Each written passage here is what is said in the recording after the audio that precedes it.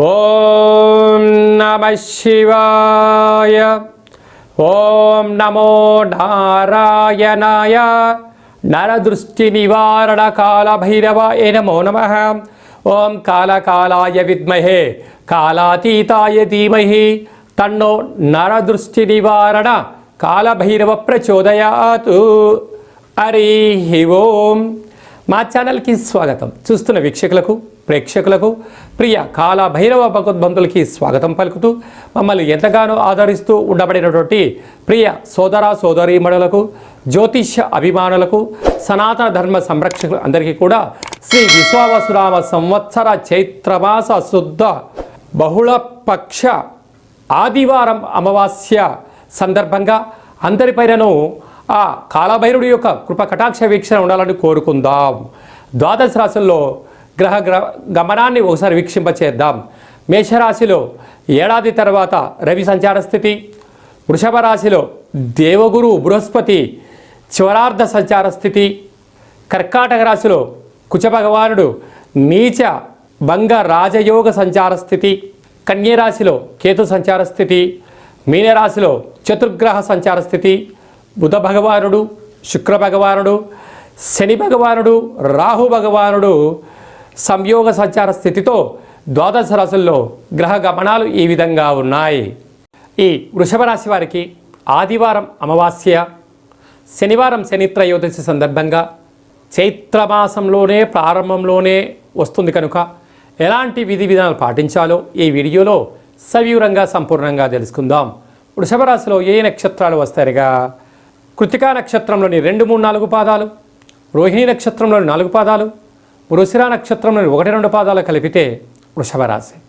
వృషభ రాశిలోనే సంవత్సరం చివరార్ధంలో అంటే అక్కడికి మళ్ళీ తిరిగి దేవగురువు బృహస్పతి రావాలి అన్నట్లయితే 12 ఏళ్ళు పడుతుంది. అక్కడ చివరార్ధ సంచార స్థితిలో దేవగురు బృహస్పతి సంచార స్థితి ఉన్నప్పుడు వృషభ రాశి వారు తప్పకుండా శ్రీ దత్తాత్రేయ స్వామిని స్మరణ ధ్యానం చేయడం వలన దేవగురు బృహస్పతి స్వామి వారు వెళ్తూ వీరికి అద్భుతమైనటువంటి గృహాలు, యోగాలు, విదేశీయానాలు, రాజయోగ రాజ సన్మానాలు ప్రసాదించబోతున్నాడని చెప్పి కూడా గమనించాలి.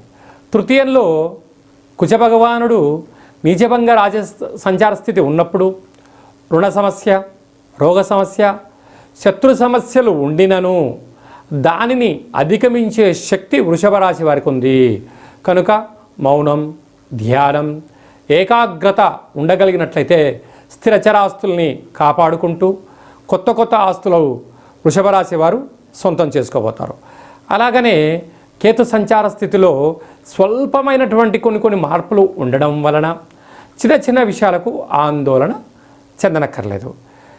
అలాగనే ఏకాదశ స్థానంలో చతుర్గ్రహ కూట సంచార స్థితి, బుధుడు శుక్ర భగవానుడు శని రాహుల సంచార స్థితి ఉండడం వలన ఆదాయానికి సంబంధించినప్పుడు ధనపరమైనటువంటి చిక్కులు అంటే కష్టపడి పనిచేస్తారు మీరు, కానీ కట్టుగా డబ్బులు వచ్చే సమయానికి సైంధవుడులా వేరేవాడు వచ్చి అడ్డుపడతాడు. అంటే ఇంట్లో వాడే పెట్టే కంట్లో పుల్లా అని ఒక పెద్దవాడు చెప్తుంటారు. ఆ విధంగా ఇలాంటి ఇబ్బందులు రాకుండా ఉండగలగాలి. అలాగనే ఏడాది తర్వాత రవి భగవానుడు వ్యయంలో సంచారం చేయడం వలన దూరావాయు జల ప్రయాణాలు చేసేటప్పుడు ఎన్నో జాగ్రత్తలు అవసరం కనుక ఇలాంటి కాల సమయంలో శనివారం పూట శని త్రయోదశి కార్యక్రమంలో పాల్గొనడం, ఆదివారం పూట వీలైనంత వరకు మంగళ స్నానాన్ని ఆచరింపచేసి కృతికా నక్షత్ర జాతకులు ఎర్ర గుమ్మడికాయ, ఎర్రటి కుంకుమను అందులో వేసి కర్పూరంతో దిష్టి తీసి బయట పడేయించుకోవడం వలన నరదృష్టి, శత్రు ప్రభావాలు తొలగిపోతాయి. అలాగనే రోహిణి నక్షత్ర జాతకులు గుమ్మడికాయలో సున్నాన్ని వేసి దిష్టి తీయించడం వలన సున్నం దొరకలేదు, బియ్యం దొరకలేదు, బియ్యపిండి వేసి దిష్టి దించుకోవడం వలన మనశ్శాంతి వారి సొంతమవుతుంది. మృగశిర నక్షత్ర జాతకులు 7 కలర్లు కలిగినటువంటి యొక్క కుంకుమను, కుదరకపోతే ఎర్రటి కుంకుమను, తెల్ల ఆవాలను అందులో వేసి దిష్టి దించుకోవడం వలన అతనికి రుణ, రోగ, శత్రు సమస్యలు తొలగిపోతాయని చెప్పి కూడా గమనించాలి. శ్రీ విశ్వావసునామ సంవత్సరంలో ప్రారంభకాల సమయంలోనే చైత్రమాసంలో కృష్ణపక్ష ఆదివారం అమావాస్య రావడము, శనివారం రోజు శని త్రయోదశి రావడం చాలా అరుదుగా జరుగుతూ ఉంటుంది. కనుక ఇలాంటి కాల సమయంలో మనమందరము కూడా ముఖ్యంగా పాటించాల్సిన విషయం ఏమిటయ్యా అనగా, శని రాహుల సంచార స్థితి మీనరాశిలో ఉంది కనుక అందరము కూడా వీలైనంత వరకు శనివారం పూట శని భగవానుని దర్శించి నల్లటి వస్త్రంతో ఆయనకు దీపాన్ని వెలిగించి నల్లటి నువ్వులతో అర్చన చేసి నల్లటి ద్రాక్షను దక్షిణ సహిత నల్లటి నువ్వులను అక్కడ ఉండబడిన బ్రాహ్మణోత్తములకు దానం చేయడం వలన శనిరాహుల దోషం తొలగిపోతుందని చెప్పి ప్రధానంగా గమనించాలి. అదే కాకుండా మనకు చైత్రమాసంలో శ్రీ విశ్వావసునామ సంవత్సరంలో ప్రారంభకాల సమయంలోనే ఆదివారం అమావాస్య అనగానే మనకు బాగా గుర్తొచ్చేటువంటి విషయం ఏమిటంటే తెల్ల జిల్లేడి యొక్క వృక్షము. తెల్ల జిల్లేడి యొక్క వృక్షానికి ఎవరైతే ప్రదక్షిణ చేస్తారో, వీలైతే అక్కడ దీపాన్ని ఎవరైతే పెడతారో, ఇంకొంచెం పరిస్థితుల ప్రభావం అనుకూలిస్తే ఆ యొక్క తెల్ల జిల్లేడి యొక్క వేరును తీసుకుని వచ్చి బాగా కడిగి సింధూరం పూసి ఇంట్లో ఒక లక్ష్మీ గణపతి పూజా కార్యక్రమం చేయించుకొని ఇంట్లో పెట్టుకున్నట్లయితే మనకు రాబోయే 7 తరాలకు అద్భుత రాజకీయ, విద్య, ఉద్యోగ, వ్యాపార కార్యక్రమాల్లో విజయాలన్నీ మన సొంతమవుతాయని చెప్పి గమనించగలగాలి. కనుక మనకు ఈ ఆదివారం రోజున అమావాస్య రావడం వల్ల ఇంట్లో ఉండబడినటువంటి అందరికీ, గృహాలకి, మన వాహనాలకి, ఫ్యాక్టరీలకు, కర్మాగారాలకు ఒక కొబ్బరికాయతో, ఒక నిమ్మకాయతో, ఒక కూష్మాండంతో దిష్టి తీసి పగలగొట్టగలిగినట్లయితే అద్భుతమైనటువంటి సంవత్సరాంతము మనకి ఎలాంటి అష్ట కష్టాలు లేకుండా అష్టైశ్వర్య ప్రాప్తిని కలిగిస్తుందని చెప్పి కూడా గమనించగలగాలి. ఒక్కొక్క వ్యక్తికి అంటే వారి యొక్క పేరు పైన వారి యొక్క జాతకరీత్యా ఏమేం చేసుకోవాలో కూడా కింద నెంబర్ని మీరు సంప్రదించినట్లయితే ఆ రోజు ఏమేం కలుపుకోవాలి, ఎలా దిష్టి తీసుకోవాలో కూడా మీకు అన్ని వివరాలను సవివరంగా సంపూర్ణంగా కూడా తెలియజేయడం జరుగుతుంది. ఇంకను ఈ ఆదివారం అమావాస్య సందర్భంగా ఈ యొక్క పాత్రను అక్షయ పాత్ర అంటారు. అంటే ఎప్పటికీ కూడా నశించబడనటువంటిది అంటారు.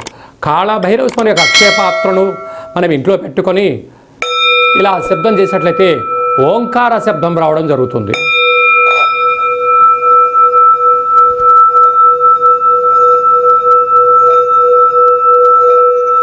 ఈ శబ్ద తరంగాల్ని సృష్టించడం వల్ల ఇంట్లో ఉండబడినటువంటి జ్యేష్ఠాదేవి బయటికి వెళ్ళిపోయి గ్రామంలో, దేశంలో, రాష్ట్రంలో సంచరిస్తూ ఉండబడినటువంటి మహాలక్ష్మి మాత గళ్ళు గళ్ళుమంటూ ఇంటికి రావడం జరుగుతుంటుంది. ఈ అక్షయ పాత్రతో పాటు ఒక కాలభైరవ పూజా కార్యక్రమం చేయించి 27 రకాల వస్తువులతో మీకు దిష్టి తీయించి పాత్ర అందజేయడం జరుగుతుంది. ఆసక్తి గలవారు ఈ కింది నెంబర్ని సంప్రదించవచ్చు. అలాగనే మీ వ్యక్తిగత జాతకం తెలుసుకోవాలనుకుంటున్నారా? మీ పేరు, పుట్టినటువంటి తేదీ, నెల, సంవత్సరం, సమయం రాసి వాట్సాప్లో పంపించగలిగినట్లయితే 100 సంవత్సరాల జాతకాన్ని వ్రాసి పంపించి మీరు పుట్టినప్పుడు గ్రహ గమనాలు ఎలా ఉన్నాయి, ప్రస్తుతం ఎలా ఉంటున్నాయి, శ్రీ విశ్వావసునామ సంవత్సరంలో ఎలా ఉండబోతుంది, రాబోయే కాలంలో గ్రహ గమనాలు ఎలా ఉంటున్నాయి అనేటన్ని కూడా సవివరంగా సంపూర్ణంగా తెలియజేయడం జరుగుతుంది. చాలామందికి పుట్టినటువంటి వారికి డేటా బర్త్లు లేనటువంటి కారణం వలన చాలామంది ఇబ్బంది పడుతూ ఉంటారు. మీ యొక్క పేరు యొక్క మొదటి అక్షరాన్ని అనుసరిస్తూ రాశిని తెలియజేస్తూ రాశి యొక్క ఆదాయ వ్యయాలు, రాశి యొక్క పరిస్థితులు అన్నీ కూడా తెలియజేయడం జరుగుతుంది. అలాగనే కాలభైరవ ఉపాసన చేత రమణ శాస్త్రం ద్వారా భూత, భవిష్యత్, వర్తమానాన్ని తెలియజేయడం జరుగుతుంది.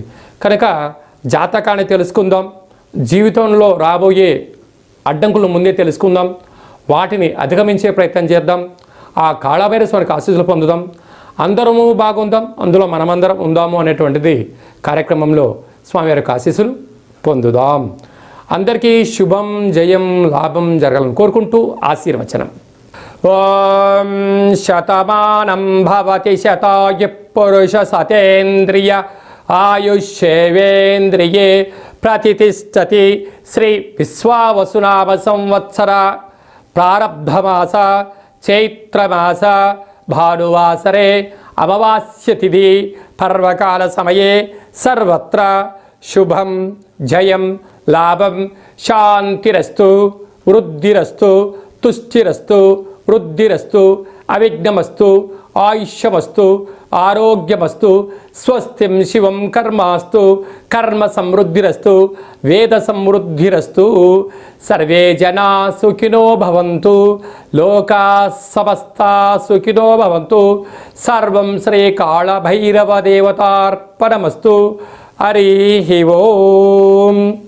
ఈ వీడియో మీకు నచ్చినట్టయితే లైక్ చేయండి, మా ఛానల్ని సబ్స్క్రైబ్ చేయండి. ఈ ఆధ్యాత్మికమైన భక్తి సమాచారాన్ని భగవద్బంధులకు మిత్రులకు చేరవేయండి. హిందూ ధర్మాన్ని కాపాడండి.